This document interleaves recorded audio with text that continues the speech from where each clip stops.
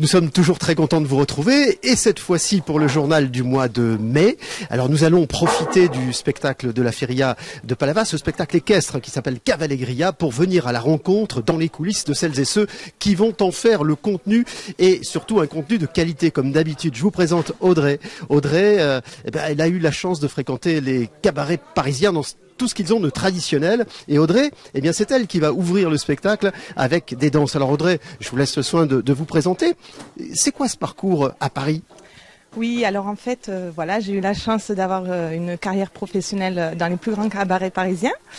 Et du coup, je suis revenue dans le sud de la France parce que je suis originaire d'ici. Et elle a le petit accent. Et donc je propose en fait de partager mon expérience avec des amateurs, des filles amateurs de tout niveau qui ont dansé, qui n'ont jamais dansé. Et je leur fais découvrir un petit peu l'univers du cabaret avec des cours de danse, du maquillage de scène, des costumes. Et on essaie en fait de se produire un petit peu partout. Bah voilà, et c'est la raison pour laquelle elle est à Palavas aujourd'hui. Quand j'entends le mot cabaret, je me dis lever la jambe, froufrou, French cancan, paillettes, strass, enfin c'est tout ça. C'est un peu ça, oui. Je peux faire un test pour lever la jambe ? Allez-y, je vous regarde. On commence par laquelle ? Par la droite ? La droite, c'est plus facile. Ouais, mais moi, j'ai pas fait d'échauffement. Je vous propose, tiens, le temps de ce premier reportage sur Palavas TV, nous allons évoquer dans ce reportage Famille en fête, l'occasion de mettre les enfants au cœur des préoccupations de la cité palavasienne. Et vous allez voir, ils se sont régalés.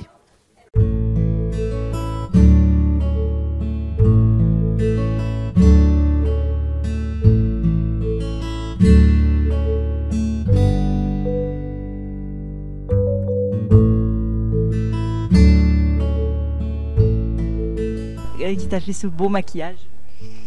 C'est la dame. Et ça te plaît? Oui. Tu vas t'envoler? T'envoler.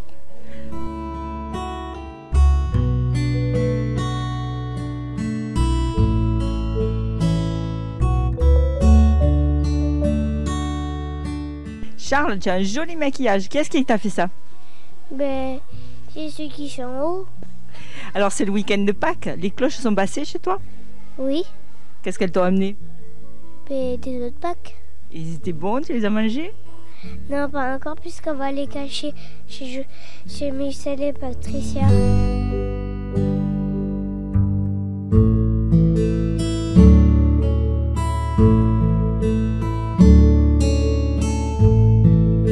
On s'est régalé, hein. C'est super. 3 jours extraordinaires. Enfin, je trouve Palavas c'est extraordinaire pour ça, pour les enfants, la famille. On a fait tous les ateliers. Il y avait une petite carte passe famille. Donc c'est bien, ça porte bien son nom. Famille en fête, c'est bien toute la famille qui s'amuse. Ouais. C'est extraordinaire, ouais. Ouais. Vous êtes amusés vous aussi? Ah oui, oui. Ouais. Et vous êtes de Palavas? Oui, je suis Palavas, ouais. Depuis 2 ans et demi. Et vous le regrettez pas? Alors non, pas du tout. Ah non, vraiment, je me dis c'est le bon choix. Vraiment, on a de la chance, c'est merveilleux. Il y a les étangs, il y a le soleil, il y a les flamingos, il y a le bonheur simple, mais super. Et les gens de la mairie, c'est des gens absolument admirables, très dévoués. On a l'impression vraiment d'un village. J'ai l'impression que moi je suis de l'Ouest et on a un esprit famille qu'on trouve peut-être un peu nulle part ailleurs. Enfin, j'ai vu qu'à Montpellier, mais c'est pas pareil. Mais c'est extraordinaire. Nous sommes toujours au cœur de la Feria de Palavas, enfin juste un tout petit peu avant, puisque le spectacle équestre Cavallegria, qui sera donné dans ces arènes El Cordobès, sera véritablement le lancement, et ce sera tout à l'heure. Parmi les artistes qui sont en piste avec leurs chevaux, avec la cascade, il y a Clément Ferron. Clément, on est très content de te retrouver ici sur cette piste. Tu es un peu le régional de l'étape, tu es pérolien d'origine. Voilà, c'est ça. Du coup, chaque année, je fais pas le spectacle ici. En tout cas, à chaque fois, c'est beaucoup d'émotion de venir ici parce que c'est à domicile, quoi. C'est là où j'ai grandi. Du coup, c'est toute une ambiance particulière de venir dans ces arènes à Palavas-les-Flots. Il y aura la famille, les amis dans les gradins tout à l'heure, forcément. Clément, tu as un joli parcours qui peut servir d'exemple à beaucoup. D'abord, tu as fait des études pour monter à cheval. C'était du côté de Vaxergue, dans l'Aveyron, à Saint-Afrique. Et de là, tu as commencé à faire de la voltige. Et puis finalement, aujourd'hui, tu en vis, c'est ton métier. Voilà, c'est ça. Alors tout au début que j'ai commencé à monter à cheval, c'était à Pérol. avec des amis qui faisaient de l'équitation camarguaise. Ça m'a bien plu, mais j'ai pas non plus accroché. Je voulais que ça soit plus acrobatique que ça. Et après, grâce au lycée agricole de Vaxergue, j'ai fait un stage dans une écurie où ils faisaient du spectacle. Et après, de fil en aiguille, j'ai fait ça un peu à travers le monde. Et voilà, quoi. Alors de sa première expérience, la compagnie Impulsion, il a gardé la casquette, la vraie, la belle. On va le voir voltiger à cheval. Depuis, tu as participé à de nombreux spectacles et on peut dire que tu parcours l'Europe et le monde. Tu as même été jusqu'en Afrique. Oui, voilà. Alors bien sûr, principalement en Europe, que ce soit en France, en Belgique ou en Allemagne, dans tous les pays d'Europe. Et en Amérique du Nord, quoi, Canada, États-Unis. Et là, ça fait quelques années que j'ai un projet au Burkina Faso, un projet équestre là-bas avec un ami du Burkina. Et après des spectacles aussi au Maroc. Parce que les artistes du milieu équestre ont un cœur gros comme ça. On le verra encore ici à Cavalegria. Merci Clément. On va parler d'un autre sport qui est un sport parfois difficile, mais il suffit simplement de l'apprendre. C'est comme l'équitation, c'est la voile. Il existe ici un centre nautique municipal où on peut apprendre à naviguer. Reportage avec Brigitte Nézus qui s'est investie comme d'habitude.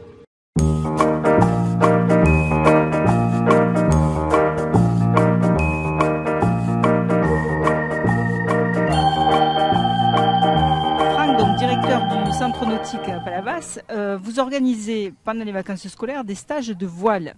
Oui, on organise comme chaque année aux vacances de Pâques les premiers stages grand public pour les gens qui sont en vacances. Donc c'est les stages qui ont lieu tous les après-midi de 13h30 à 16h sur les différents supports qu'on propose ici à l'école. Ça va de la planche à voile, alors plutôt rive droite, puisque notre local de rangement est rive droite, mais sur la rive gauche, là, cet après-midi, on a les optimistes, les petits dériveurs et puis les catamarans. Donc c'est réservé à tout public, c'est pas que les enfants? Non, on a tous les publics. Alors c'est vrai qu'on a essentiellement les enfants cette semaine, c'est les vacances scolaires, on a beaucoup plus d'enfants que d'adultes, mais on a mixé un peu les stages, on a des stages un peu tout âge qu'on propose cette semaine. Alors au-delà des vacances scolaires, vous travaillez toute l'année? Oui, on travaille toute l'année et là depuis début mars on a attaqué la voile scolaire. Donc ça nous occupe toute la semaine avec des classes de Montpellier et de sa banlieue. On a une cinquantaine de classes là, qui se succèdent jusqu'à fin juin sur des journées complètes. On les accueille ici sur le parc à bateaux et ils passent la journée chez nous avec deux navigations, une le matin et une l'après-midi avec un petit pique-nique sur le parc à bateaux pendant la pause de midi. Et cette activité prend de l'essor ? Oui, chaque année on a de plus en plus de monde. D'ailleurs je laisse un petit message et une petite annonce pour ceux qui souhaitent éventuellement s'initier. On organise sur Palavas, rive gauche et rive droite, le 20 mai, la fête du nautisme. Donc il y aura la possibilité gratuitement d'essayer tous les supports nautiques proposés par la ville et par les associations partenaires. Et il y aura plus de 15 disciplines qui seront proposées sur cette journée. Donc rendez-vous le 20 mai, rive gauche et rive droite, pour essayer le kayak, le paddle, le kata, la planche, le surf, la plongée, j'en oublie, les voiles latines, enfin voilà, beaucoup d'activités. Et bon, c'est ce qui lance un peu la saison chez nous. Cette fête du nautisme permet ensuite de lancer les activités dans les différentes associations. On se met à deux, un de chaque côté là. Voilà, viens de l'autre côté Tom. Et on soulève et l'autre il pousse les roues, vas-y. Ok, une fois qu'il est là, on pose les roues. On fait basculer le bateau. Il y en a un qui tient les roues et on le tire pour le bloquer. On fait un petit biloute avec la corde et là il est prêt. Combien vous avez de moniteurs? Alors là en ce moment on en a 7 à l'année. Et l'été on double les effectifs. On a une quinzaine de moniteurs qui s'occupent des stagiaires sur tous les supports. Et puis aidés par des aides-moniteurs qui sont des jeunes en formation chez nous, qui viennent nous aider tout au long de la saison dans l'idée de passer le monitorat et viennent renforcer l'équipe pédagogique. Quelle qualité il faut pour faire toutes ces activités nautiques? Il faut savoir nager, je suppose? Alors oui, il faut savoir nager, il faut être en bonne condition physique. Après, un peu de volonté et puis l'envie de découvrir la mer, c'est comme une activité formidable qui est proposée à Palavas. Donc il n'y a pas de conditions particulières. Ni d'âge?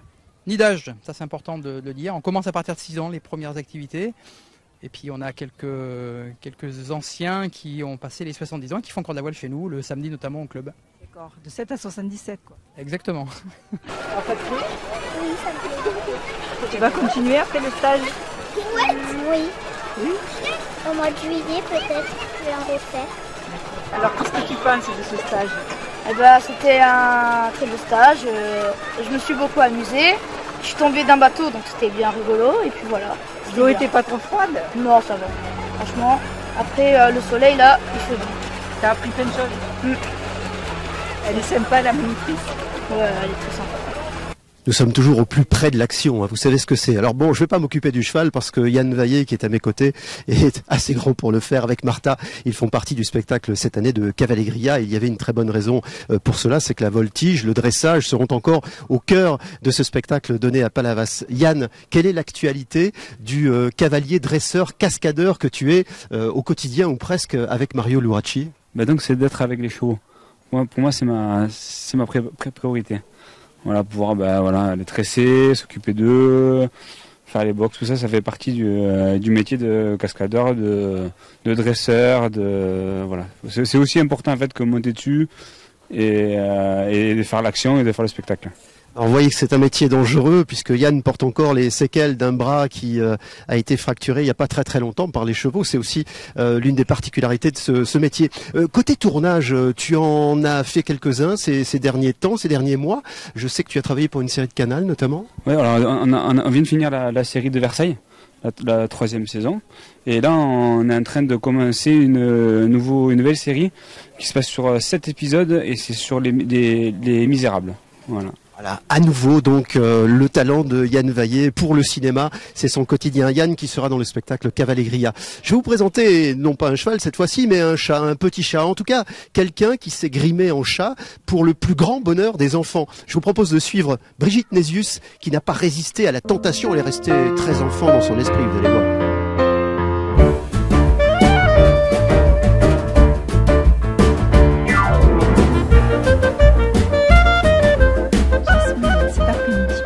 Magicien, alors c'est dans quel cadre?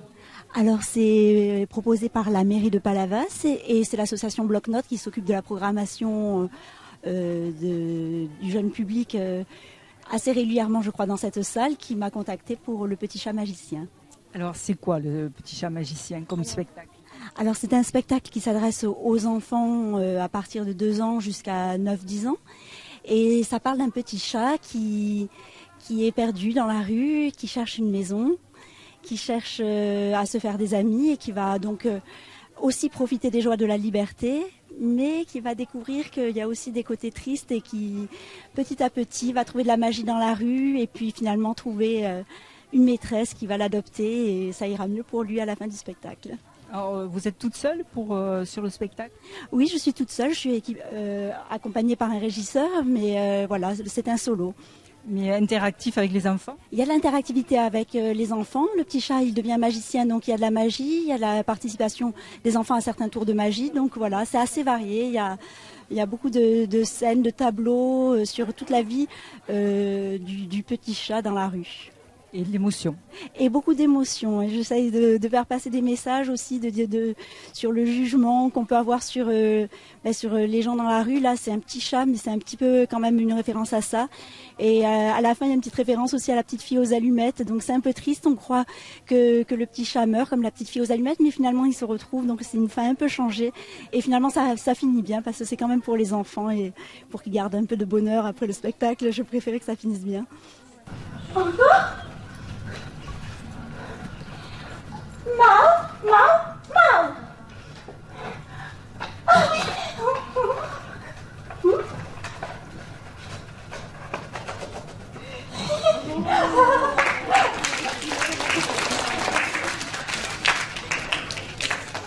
Oh. 1, 2, 3. 3 petits chats. 3 petits chats. Chanson. Monsieur Guiraud-Caladou, bonjour. La culture pour les enfants, c'est important pour la mairie de Palavas. Ah oui, très important. On y consacre beaucoup de temps, notamment le Nautilus des enfants, puisque nous faisons une séance chaque mois, gratuite. On vient d'ouvrir à la médiathèque, vous savez, vous êtes déjà venus, des ateliers pour enfants. On a aussi à la Maison du Temps Libre la philosophie pour les enfants. Bref, on pense qu'il faut commencer par les enfants, de manière à peut-être fabriquer une société plus humaine et plus cultivée. Alors cet après-midi, le spectacle, c'est le Petit Chat Magicien. C'est un thème, donc on a interviewé Jasmine, donc c'est pour donner, comme vous dites, des valeurs aux enfants. Absolument, parce qu'on se rend compte dans la vie actuelle que les valeurs que nous ont inculquées nos propres parents, même si la vie a changé, elles doivent quand même être respectées, notamment le respect de l'autre, le respect de l'objet, de l'artiste, etc. Et je crois que quand les enfants y participent, à ce moment-là, ils se rendent compte vraiment de l'importance. Et la culture, actuellement, elle est très, très importante. C'est un lien, qu'elle soit la musique, le théâtre, la danse, les expositions, bref, tous les outils que nous avons pour nous exprimer autre et avec la parole. Donc ces spectacles, ce n'est pas uniquement pendant les vacances scolaires, vous dites que c'est tous les mois. Oui. Alors cette année, on a essayé de faire coïncider les spectacles avec les vacances scolaires parce qu'on s'est rendu compte que souvent les grands-parents venaient voir leurs petits-enfants ou au contraire, les petits-enfants voir les grands-parents et il se trouve que les grands-parents accompagnent les enfants au spectacle, c'est formidable. Donc ce n'est pas ouvert qu'aux Palavassiens ? Ah non, c'est ouvert, entrée libre, pas de problème. Qui veut venir, vient. Très bien, on va regarder le spectacle, merci. Je n'ai pas de maison, pas d'adresse, pas de litière, et je parcours tout seul la terre entière.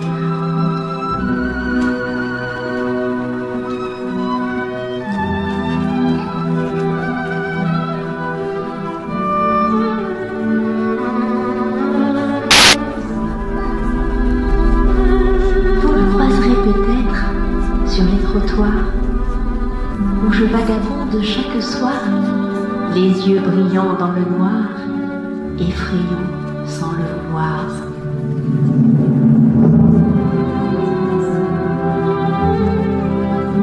Vous me surprendrez parfois insouciant, heureux, jouant comme un enfant.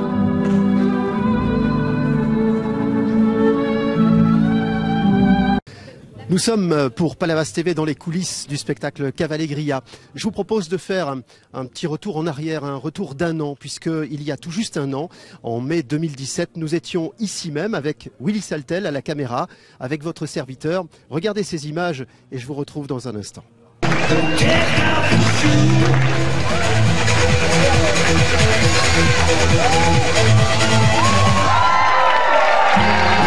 Nous sommes presque au bout de ce journal du mois de mai de Palavas TV, mais avant de vous quitter et avant de vous demander de rester curieux, nous le sommes toujours nous, je voudrais vous présenter ce petit bout de chou qui s'appelle Lilou et son papa Jean-Marc Delajuteau. Je ne sais pas lequel des deux est le plus connu maintenant parce que le papa est un cavalier voltigeur de grande renommée, l'un des meilleurs en France depuis quelques années, mais la petite Lilou, je crois, est partie sur de bonnes bases.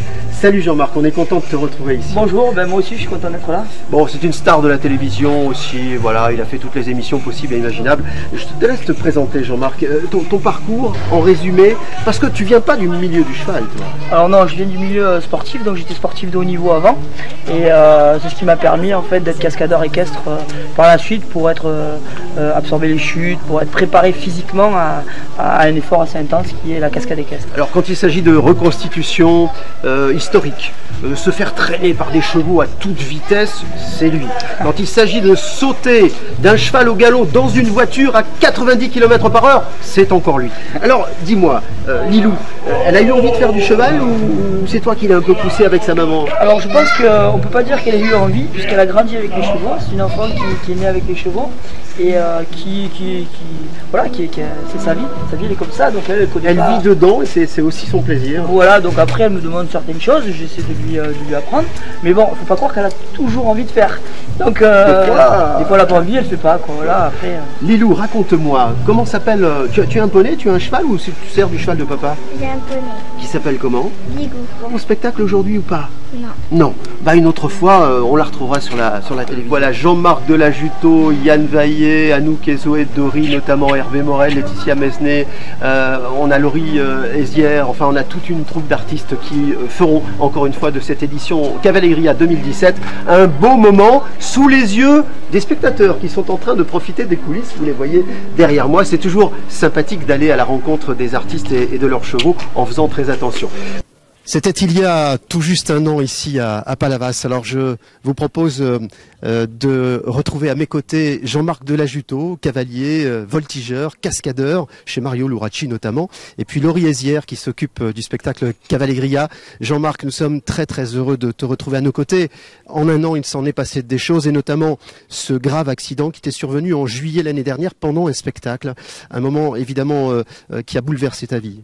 Alors oui, ça a bouleversé ma vie puisque maintenant je suis devenu tétraplégique, mais je pense que c'est pas une fin en soi, c'est le début d'autre chose. Donc c'est vrai que quand on est cascadeur, on prend des risques pour le plaisir du spectateur. Et oui, on peut finir comme ça, mais voilà, c'est pas une fin en soi, c'est le début d'autre chose, un nouveau combat. Ça fait 9 mois que je mène ce combat parce que je suis resté dans le coma pendant 3 semaines. J'ai eu beaucoup d'opérations, de difficultés, mais ça va quoi. Je continue mon combat et je pense que je finirai par gagner ce combat-là aussi, en fait. Comme tu as toujours pris ces défis dans toute ta carrière, toi qui étais un compétiteur dans les sports de combat, qui est venu à la voltige et qui a entraîné finalement dans ton sillage Laurie Hézière qui est à nos côtés. Laurie, vous souhaitiez cette année inviter, c'est notre invité d'honneur, Jean-Marc, parce que vous êtes très attaché à son combat aujourd'hui et surtout à son parcours. Ah oui, déjà Jean-Marc est un ami. Ça a été mon maître en voltige, donc il m'a fait faire beaucoup de bêtises, notamment passer à l'arrière d'une voiture. Voilà, donc là il me propose aujourd'hui de faire la traversée en jet ski pour le Téléthon. Donc on a plein de projets encore et je suis heureuse qu'il soit parmi nous et je ne pouvais pas faire cette 8e année de Cavallegria sans mon ami et sans mon maître voltigeur. Et un formidable effort pour toute la famille, parce qu'il a fallu faire quelques kilomètres pour venir à Palavas. Jean-Marc, avant de te laisser profiter de ce spectacle ici et d'y participer aussi, parce que je sais que tu y participeras, un mot sur le combat, ce nouveau combat que tu as engagé, car tu t'es aperçu dans cette situation qui est la tienne, qu'il y avait des choses quotidiennes qui échappaient parfois à l'entourage, au personnel soignant, et que tu avais envie finalement de reprendre un bâton de pèlerin et de mener ce combat. Alors oui, là je vais mener un nouveau combat et ce combat c'est de faire connaître l'handicap en France, mais l'handicap pas seulement la paraplégie, non, je veux faire connaître l'handicap jusqu'à la tétraplégie et faire comprendre aux gens toutes les difficultés que l'on peut rencontrer quand on est tétraplégique, des difficultés, on peut avoir des difficultés financières, on peut avoir des difficultés encore plus physique que ce que l'on a, donc des infirmières qui ne veulent pas venir chez nous, beaucoup de choses de ce type-là. Et oui, c'est un combat que je vais mener, Et on a un nouveau projet avec Laurie qui est de faire pour le Téléthon. On veut faire la traversée en jet ski de hier jusqu'en Corse en fait, pour le Téléthon, pour prouver en fait à tous ces gens qui ont des petites blessures, qui ont des mal-être, qu'en fait on peut y arriver même avec une des plus grandes blessures qu'on puisse avoir en fait. Formidable combat que celui-ci et tous les amis sont à tes côtés et la famille te soutient énormément. Alors oui, j'ai beaucoup d'amis et puis après j'ai la famille, j'ai ma femme, j'ai ma fille, mes frères, mes sœurs, ma mère, mon père, tout le monde est là et j'ai eu un élan de générosité exceptionnel dans mon combat et je voudrais remercier tous ces gens-là en fait, le public, les gens qui me connaissent même pas, ils m'ont beaucoup aidé dans ce combat, ils continuent à le faire et je pense que à travers cet accident-là, j'espère devenir un modèle de courage et un modèle de solidarité. Nous, on est sûr que tu y arriveras avec Laurie, avec tous les amis. Je vous propose une promenade sur les quais de Palavas avec la compagnie de la Cigogne. Bon, allez, je ne vous en dis pas plus. Regardez ce reportage tourné pour Palavas TV. Il est venu comme ça. Tu regardes le collier, il est réservé. Tu ziotes. Tu vois. C'est pas le collier, ça, hein? Non, le collier, c'est là. Je te laisse, je retourne parce qu'ils vont me fermer là. Je pourrais plus sortir. Mettre les terrasses dehors. Bonjour, alors Jean-Marie c'est votre nom, mais on vous connaît à Palavas plutôt sur la Cigogne. Alors pourquoi on vous donne ce surnom? Eh bien, vous allez le voir vite fait, c'est que quand je joue au rugby, j'ai un corps relativement petit et des grandes jambes. Et un nez assez important, ça fait que la cigogne, ça a été tout vite trouvé. Voilà, quand je courais, je soulevais un petit peu les genoux et c'est parti de là. Alors, au-delà d'être la cigogne de jouer au rugby, vous êtes pêcheur et vous êtes aussi délégué à la pêche.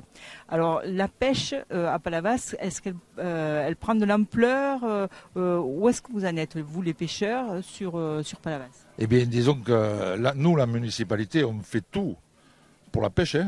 C'est une municipalité, je pense que de la frontière espagnole à la frontière italienne, c'est la municipalité qui fait le plus pour le pêcheur.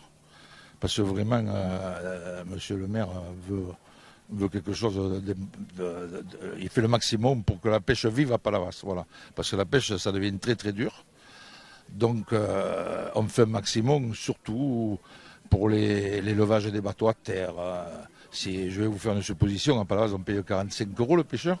Et si on va ailleurs, on va payer 250 € pour lever un bateau. Après, les passerelles, par exemple, là, où on vend le poisson tous les matins, on vend le produit de notre pêche. On n'est pas des poissonniers. Autrement dit, si on ne pêche pas, la passerelle reste fermée. Quand on pêche, on ouvre et on vend le produit de notre pêche. Là, par an, que ce soit à Carnon, que ce soit au Sainte-Marie-de-la-Mer, que ce soit à Frontignan, c'est entre 800 et 1000 € le ponton. Nous, on fait donner 35 €. Et ici, en plus, vos pontons, on vient de vous les restaurer. Et en plus, on vient de restaurer nos pontons. Là, on vient d'en faire 3 parce que c'est vraiment cher. Ce sont des pontons qui ont été faits en 80, ceux-là. Et donc, il faut les renouveler. Et on n'a pas hésité à mettre 30 000 € dans les pontons. Alors, une bonne condition de travail soutenue par la municipalité, mais au niveau de la pêche et du poisson, est-ce qu'il y en a toujours autant ou est-ce qu'on est en manque? Vous avez des problèmes là-dessus? Le poisson, bon, il y a des bonnes années, des mauvaises. À la pêche, toute la vie, ça a été comme ça. Mais disons qu'il faut mettre quand même un petit peu plus de matériel à la mer. Hein? Il faut mettre un peu plus de matériel pour que ça soit rentable, quoi. Voilà.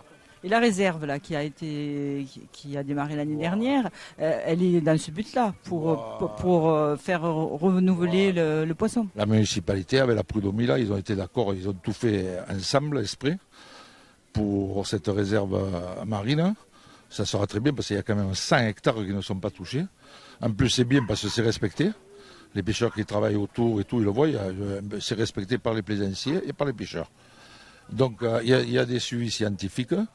Et les suivis scientifiques, au fur et à mesure, ils nous disent un petit peu, et pour le moment, c'est bien. Voilà. Et l'estimation pour que ça ait fait effet, on dit ça dans combien d'années? 5 ans, minimum. Après 5 ans, on verra si on la laisse libre, ou si on continue comme ça. Mais si on la laisse libre, on va prendre 100 hectares ailleurs. Hein? Automatiquement, il y aura 100 hectares de prix autre part. Voilà. Donc, et on va voir là, c'est là où on va se fier aux scientifiques, qui font chaque année, ils plongent, ils regardent, ils voient, ils suivent l'action, quoi. On va appeler ça le collier. Comme ça me parle, ça me parle. À 7, on dit le collier, mais même s'il n'y a pas l'avance, on dit la nuque. On va pas se fâcher entre pas l'avancien, c'est toi quand même. Sébastien, attends, mais c'est 2 tranches. 2 tranches comme ça. C'est bon, ça va vendre du ton avec ces doigts. Coupe 2 tranches. Là, fine, pas fine? Eh bien, elle est là. Normal. Normal. Ah. Voilà. Mais il y a on va faire 2 tranches normales. Vous êtes combien de pêcheurs sur Palavas? 30 pêcheurs à Palavas. Mais je reconnais que pour les jeunes, le jeune qui se lance, c'est difficile, il faut qu'il travaille, il ne faut pas qu'il regarde son samedi, son dimanche. Il faut aller à la mer, quand il fait beau, il faut aller à la mer, que ce soit fait ou pas fait. C'est un métier difficile. C'est un métier, oui, c'est un métier difficile parce que moi je vois mon petit, il n'a pas voulu faire la pêche. Quand j'ai dit on travaille le samedi et dimanche, il est parti en courant, il est ambulancier. Vous comprenez? Voilà, et manque de peau, c'est comme ça. Après le jeune qui fait la pêche, mais que son père était avant lui, disons qu'il est plus avantagé que l'autre, quoi. Celui qui prend la suite de son père, c'est pas pareil. Mais le jeune qui se lance, il faut qu'il en veuille. Hein. Voilà. Donc quand même, vous avez deux nouveaux pêcheurs, 2 jeunes. Oui, il y a 2 ou 3 jeunes qui se montent. Il y en a à l'école de la marine, qui n'ont pas encore 20 ans, jusqu'à 20 ans maintenant. Par exemple, moi, je prends mon cas, moi, en 62, j'avais 14 ans. on pouvait laisser l'école à 14 ans. J'ai voulu faire le pêcheur. D'entrée, mon père m'a déclaré et j'ai fait la pêche. Maintenant, c'est 16 ans l'école. Si vous voulez faire la pêche, vous ne la faites pas. On vous envoie dans une école pour passer tout ce que j'ai passé quand même. Jusqu'à 20 ans, j'ai passé mon capacitaire, mon brevet moteur, mon brevet... J'ai tout passé. Mais en candidat libre et en travaillant.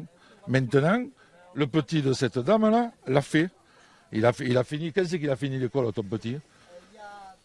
Il y a 3 ans. On l'a obligé de 16 ans à 20 ans à aller à l'école à 7 ans pour faire le pêcheur. Voilà. Jusqu'au bac pro de la pêche. Ouais, mais après, ça leur donne quand même un certain niveau Il sort avec tout que moi, à 14 ans, j'ai fait le pêcheur. Et je passais, à 16 ans, j'ai passé le truc. À 18 ans, j'ai passé mon capacitaire. Que tu es obligé de le faire, quoi. Peut-être ça permettra justement peut-être de faire fructifier le nombre de pêcheurs. Les jeunes, je compte son petit. Quel âge il a ton petit? 23, 24 ans? 25 ans, c'est un jeune qui monte et qui fait la pêche. Mais il a son papa derrière.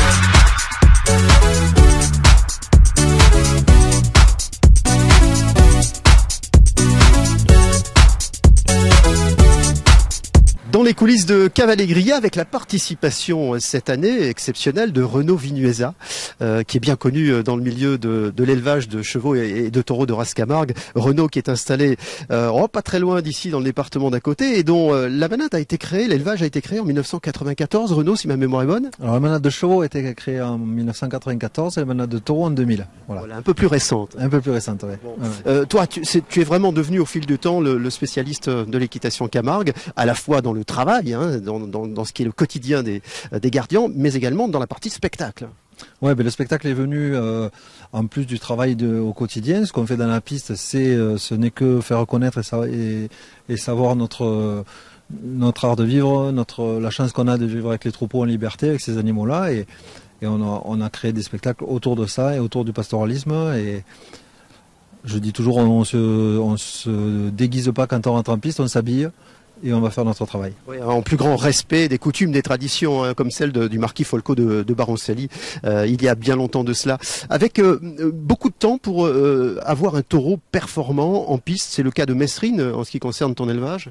Mais, beaucoup de temps, il faut beaucoup de temps d'abord pour les faire naître, pour avoir la chance de faire les bons mariages et de faire naître les veaux, puis les faire grandir, les faire courir, avoir les opportunités de les faire courir et de ne pas passer à côté, parce qu'un taureau qui est comme Mesrine et qui est aujourd'hui un taureau vedette a eu des passages un peu plus compliqués où il n'était pas forcément très bon et on a su lui faire confiance et su le garder et attendre le temps qu'il fallait pour qu'il ait la maturité pour devenir ce qu'il est aujourd'hui. Et c'est ça notre travail, c'est la difficulté de notre travail. Il faut être patient, lucide et avoir un peu de vista. Renaud Vinuesa, avant de te laisser te préparer 2 numéros aujourd'hui qui sont assez emblématiques de ce que tu aimes faire, proposer un numéro en liberté notamment, et puis un deuxième numéro. Alors il y a une évocation à Crème Blanc qui a donné la passion, je crois, à énormément de personnes pour monter à cheval, en Camargue et ailleurs, je crois. Le jeune Folco, l'aventure dans les années 50. Voilà, donc avec un nouveau petit Folco, c'est son premier spectacle, donc il stresse un peu, mais c'est un petit garçon qui est adorable et qui va rentrer, je pense, très bien dans la peau du personnage. Et ensuite, un carrousel des Tridents qu'on a élaboré pour notre dernière rencontre avec le Cadre Noir de Saumur et qui est le travail pastoralisme, un peu plus travaillé, un peu plus concentré, et voilà, donc c'est deux extrêmes qui vont se rejoindre. Et toujours un grand plaisir pour le public qui va s'installer dans les gradins de ces arènes El Cordobés de Palavas. Merci Renaud, bon préparatif, bon spectacle. Nous on continue nos reportages sur Palavas TV. Bah tiens, celui qui arrive là, je vous laisse découvrir à l'instant.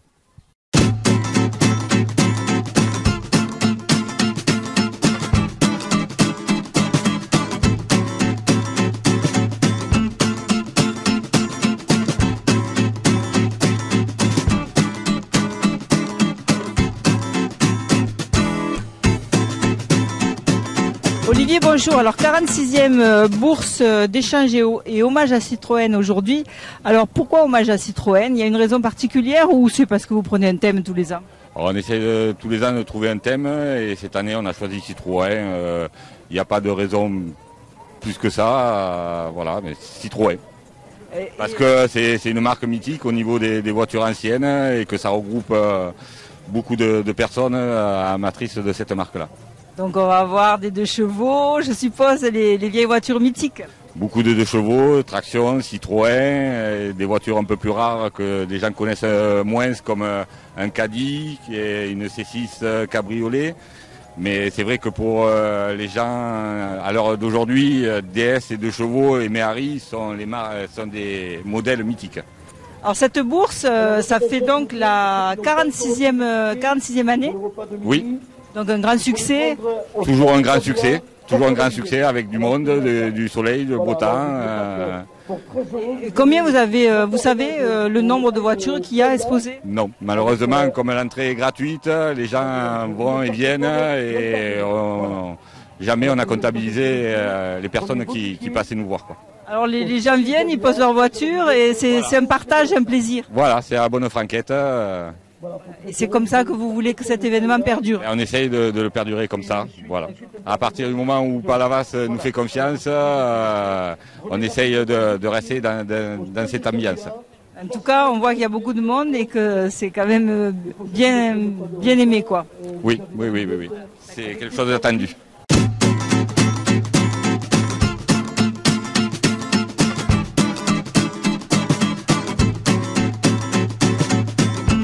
Vous montrez de belles voitures et les voitures anciennes, en particulier la marque au chevron, au Citroën. Je savais que ça vous ferait plaisir. Reportage de Brigitte Nézius et Willy Saltel à la caméra, qui est toujours là d'ailleurs, pour assister à cet échange que je vais avoir avec Jean-Antoine Firmin. Alors Jean-Antoine, il n'est pas palavasien, bon on peut se tromper un jour, il est biterrois, il revendique son esprit biterrois aux couleurs de Béziers et derrière l'équipe de rugby, s'il vous plaît. Jean-Antoine, je dirais que c'est presque aussi ton quotidien d'artiste équestre et de cavalier voltigeur que tu es devenu. Ouais, c'est mon quotidien. C'est beaucoup de travail et ça fait toujours plaisir de venir comme aujourd'hui voir les amis à un spectacle à Palavas. Ouais. Raconte-nous un petit peu ton parcours. Comment tu es tombé dedans, toi? Je me souviens t'avoir croisé il y a quelques années du côté de Montpellier, du Salon du Cheval, où tu démarrais. Une dizaine d'années, on s'est connus à Montpellier, où j'ai débuté d'ailleurs au Salon du Cheval de Montpellier, en faisant justement plusieurs salons étant plus jeune. Et après, en travaillant à droite à gauche, justement, avec Jean-Marc Delajouteau d'ailleurs, et qui est un très bon professeur et qui m'a permis d'apprendre beaucoup surtout. Voilà, et que tu as aperçu tout à l'heure, voilà, puisqu'il est présent et tu as voulu le saluer également. On rappellera que la discipline sportive qu'est la voltige équestre, c'est pas sans danger. La preuve, de temps en temps, on se fait mal. Alors Béziers, toi tu es très attaché, tu as le cœur biterrois. Ah, oui, j'ai le cœur rouge et bleu, toujours biterrois. Toujours derrière notre équipe de rugby et c'est sûr qu'on essaie de mélanger le cheval et le rugby pour... Tu y es arrivé quand même parce que l'autre jour j'ai vu un poney aux couleurs de l'ASB. Oui, justement pour les phases finales on a décidé de faire une vidéo avec le poney. On a fait semblant de partir à Mont-de-Marsan en poney pour justement faire un signe pour rapprocher les deux passions. Ouais, et il a fait le buzz en même temps. Derrière les artistes équestres, il y a toujours un gros cœur et je voudrais dire à celles et ceux qui nous regardent en ce moment sur Palavas TV que tu as commencé avec un cheval qui était un cheval destiné à être abattu. Vous savez, c'est la fin de vie d'un cheval. Eh bien, Jean-Antoine l'a récupéré. C'est une jument et il a décidé de l'adopter, de la mettre à la maison, de travailler avec elle. C'est une belle histoire. Ça. Ouais, on a beaucoup travaillé. C'est une jument qui avait été maltraitée et on a eu beaucoup de mal. On a mis 8 ans à débourrer la jument pour que ça soit vraiment qu'elle n'ait plus peur elle avait peur d'un bras qui se lève un peu vite, de choses comme ça, et il a fallu pas mal de temps pour lui faire avoir confiance. Mais maintenant on y arrive et là elle commence à sortir sur les pistes et elle se fait plaisir et c'est là qu'on est content et qu'on voit le travail. Et bientôt peut-être Jean-Antoine Firmin quittera Béziers, le temps de venir à Palavas montrer ce qu'il sait faire. Merci, bon spectacle à toi. Derrière moi la piste qui va dans quelques instants être envahie des artistes, bien entendu, pour un beau spectacle Cavallegria. On vous remercie une nouvelle fois de votre fidélité.